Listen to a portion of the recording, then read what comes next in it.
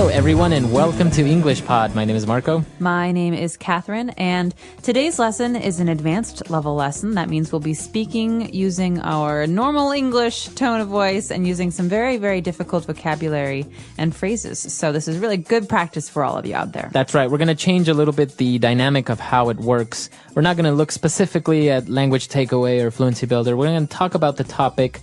We are going to pick out a couple of different words and phrases that are used in the dialogue, but we're mainly going to just have a conversation, and you can just listen and study a little bit of what we're saying.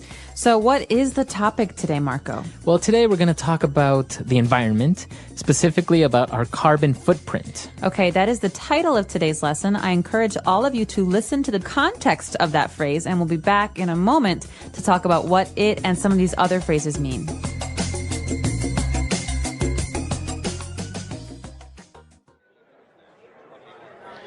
So what's your guys' take on all this global warming hysteria in the media?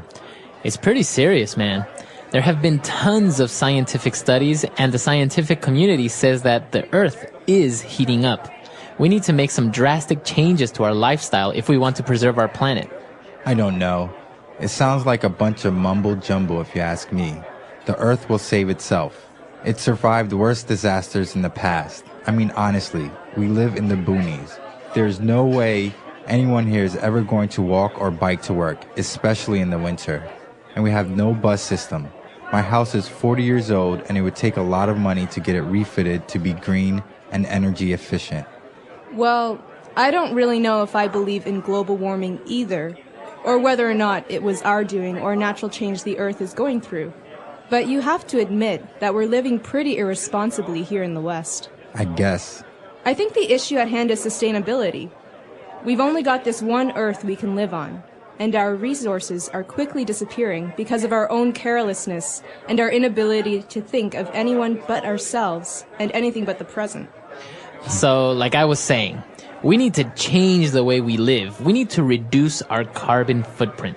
But it doesn't have to be that drastic. Hybrid vehicles and solar panels are too expensive to be feasible right now. And we don't have to be hippies living off the land and buying everything organic either, though it helps. I carpool to work every day with some buddies of mine. I have a rain barrel outside my house I use to water my plants and my lawn in the summer, and I make sure I always bring reusable bags with me when I get my groceries. And we just started using biodegradable plastic made from corn oil for takeout orders at my family's restaurant. Remember the 3 R's? Reduce, reuse, recycle. Exactly. It's just small, simple changes, like buying energy-saving light bulbs, starting a compost bin, recycling bottles and papers, using reusable water bottles, stop using disposable cups and cutlery. Like the ones we're drinking out of? Yeah. All right, we're back. So, as you probably guessed, carbon footprint, it's pretty easy. You're talking about a footprint is the evidence you leave if you're walking on sand, for example. Exactly. And if we talk about carbon, we're talking about the element, right? Mm-hmm. Carbon. Yep. So carbon is something that is in everything, basically. Mm-hmm. It's organic, but it can also, in the case of a carbon footprint, mean the amount of maybe waste or damage that we do to the earth or to the environment. Right. So, for example, you're driving your car. We all know that the gas that is emitted from the exhaust pipe is CO2, right? Yeah. And that contains carbon. So that's a way of seeing that you're leaving a footprint of carbon. You are damaging the atmosphere a little bit by driving your car. So in talking about a carbon footprint, we talk about having a low carbon footprint, which is good, or a very high carbon footprint, which is bad. Mm-hmm. Right. So there were a lot of interesting things coming up in the dialogue. One of the first things was... Well, the first thing that they're talking about in this dialogue is they're having kind of an argument about whether or not global warming and global climate change really exists. Yeah, this is a very interesting part because some people say, well, global warming is happening, global warming is real. And other people say, well, it's not real. It's not really a problem. This is just a phase that the Earth will go through and like everything, it'll disappear. Well, I agree with people who say that the Earth goes through phases because sometimes there are centuries that are hotter and sometimes there are centuries that are colder.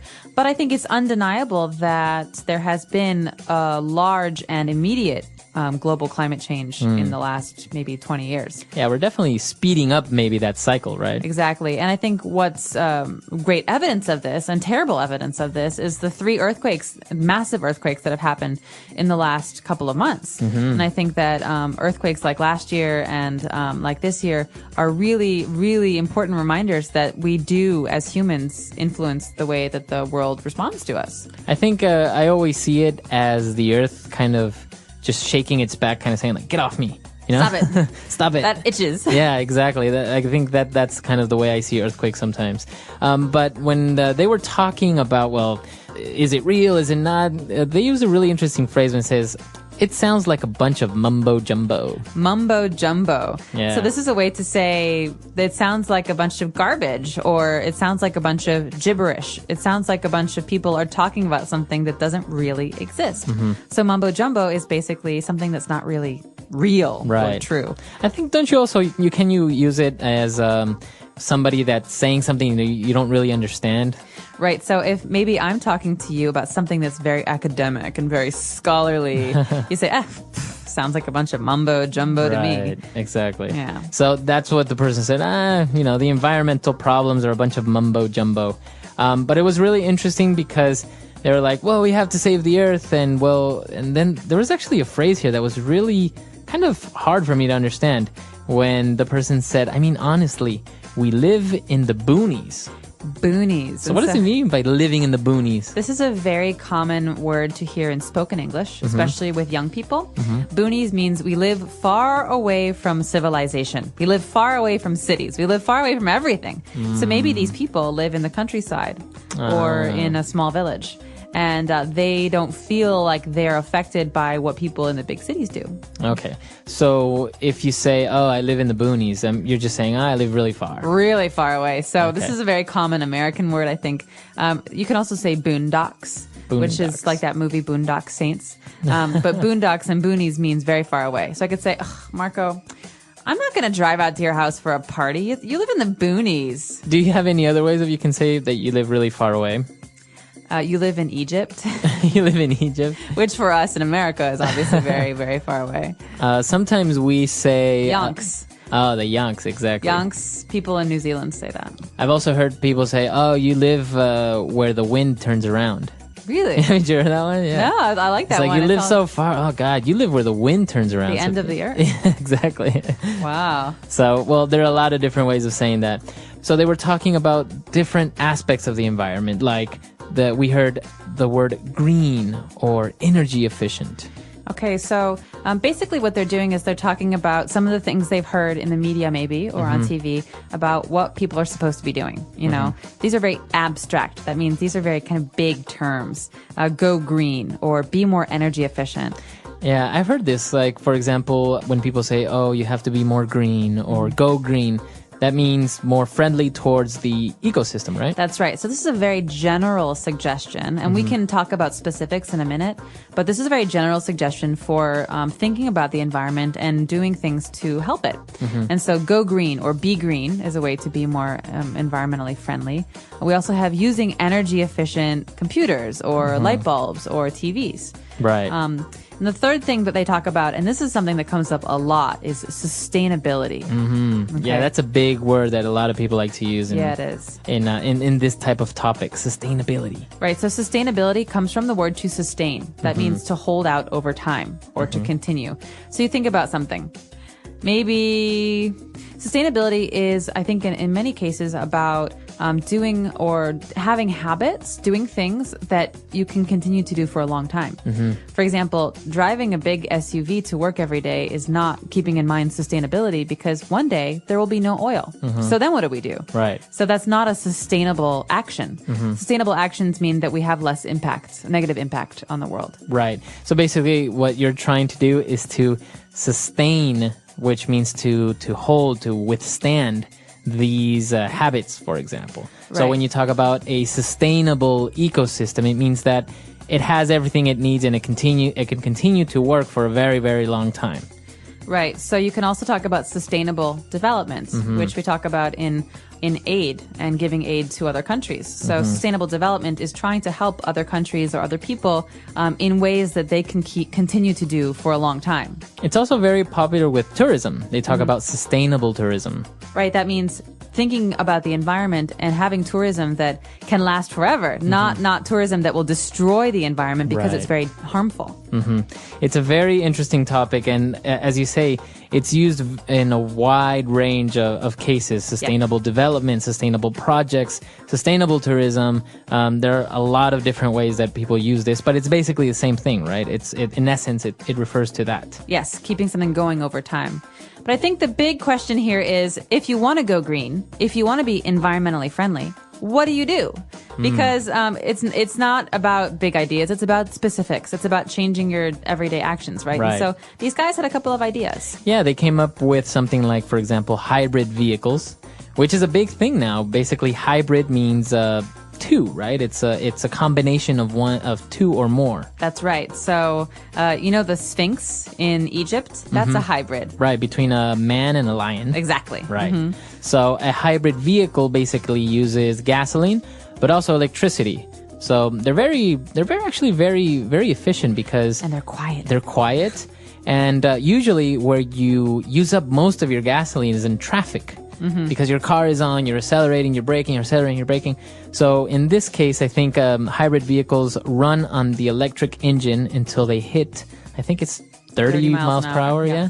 And once you surpass that, then it switches to the gas engine, which obviously if you have a constant high speed, it's more efficient, the combustion of the gasoline. Exactly. So a good example of a hybrid vehicle is the Toyota Prius. Right. I think it was like the first one commercially available. But now they have all kinds, and they're actually trying to make entirely electric cars.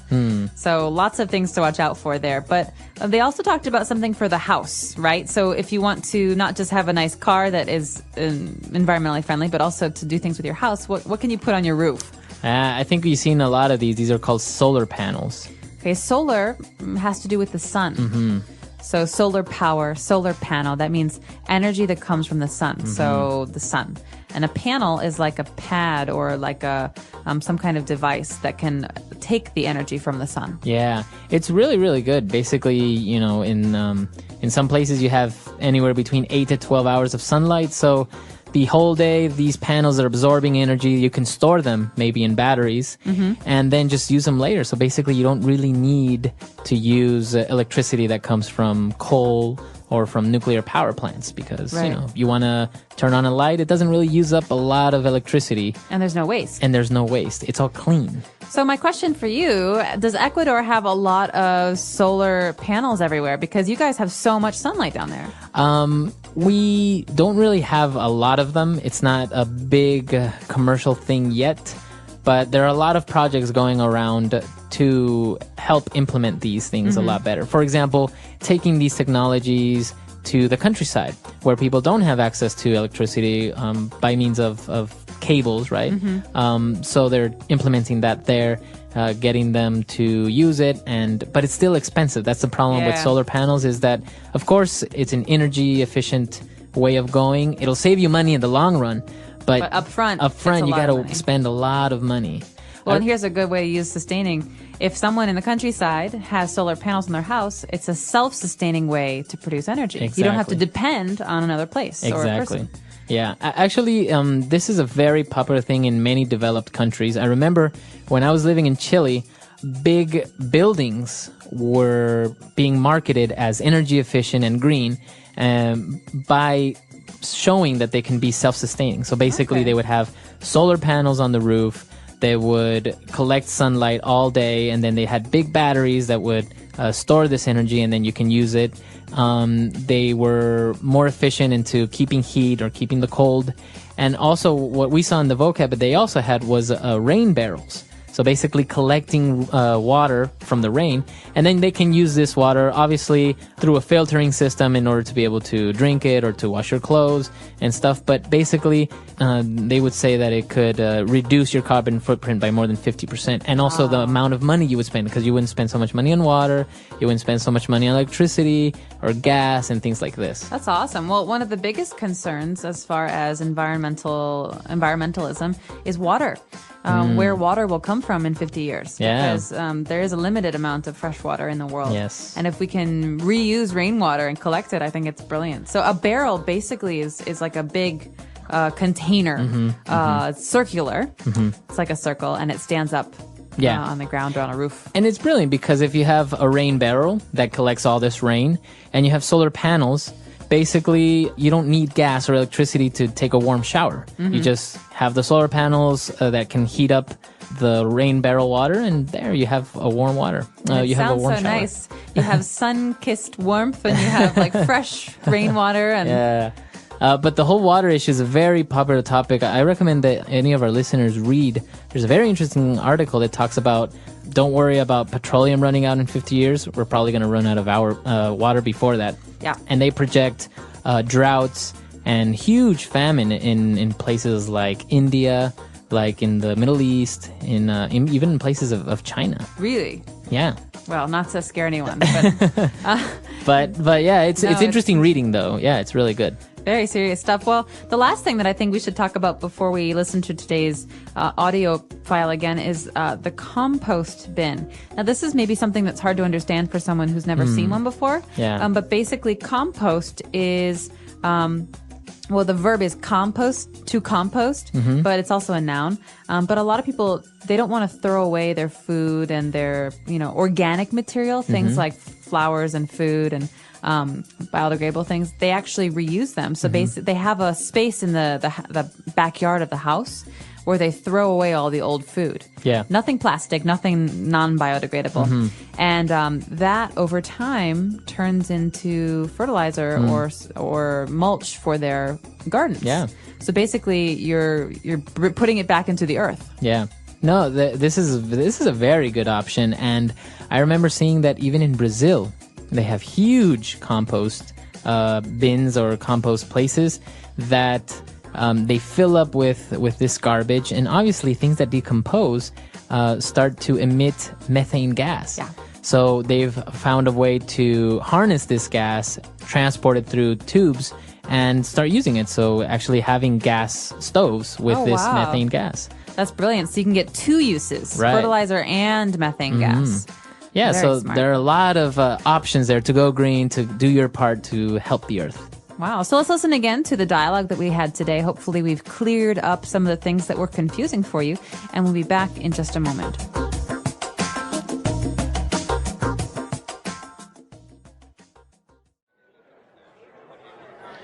So what's your guys' take on all this global warming hysteria in the media? It's pretty serious, man.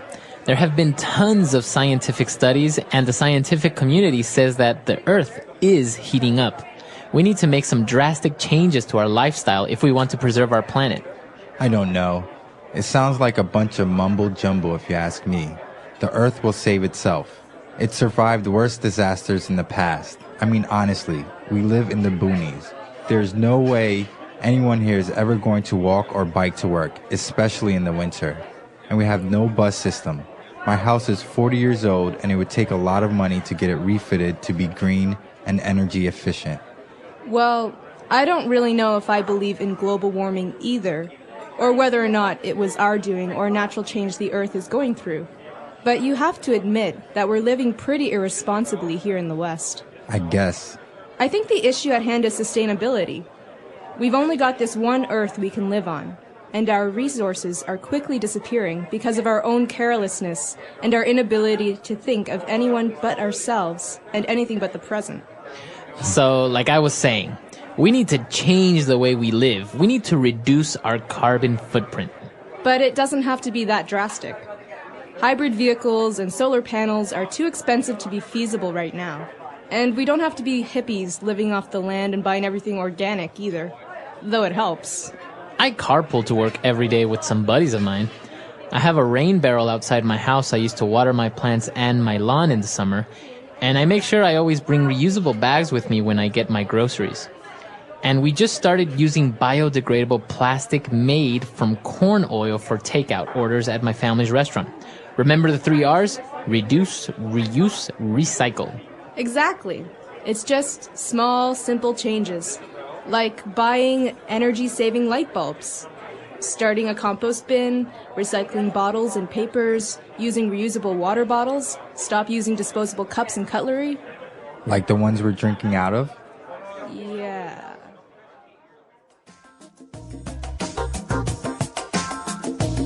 All right, we're back. So it's a very interesting topic, very debatable. We have Earth Day coming up, I think. You have to turn off your lights for an hour. That's right. Earth Hour, Earth Day. So remember, reduce, reuse, recycle, the 3 R's. Yeah. Think about the way that you use things and, try and reuse them if you can. Yeah, it's a very good topic. We want to know what you think about it. And also, if you have any suggestions or any comments about future advanced lessons, why don't you tell us? Come to EnglishPod.com and we'll see everyone there. Bye. Bye.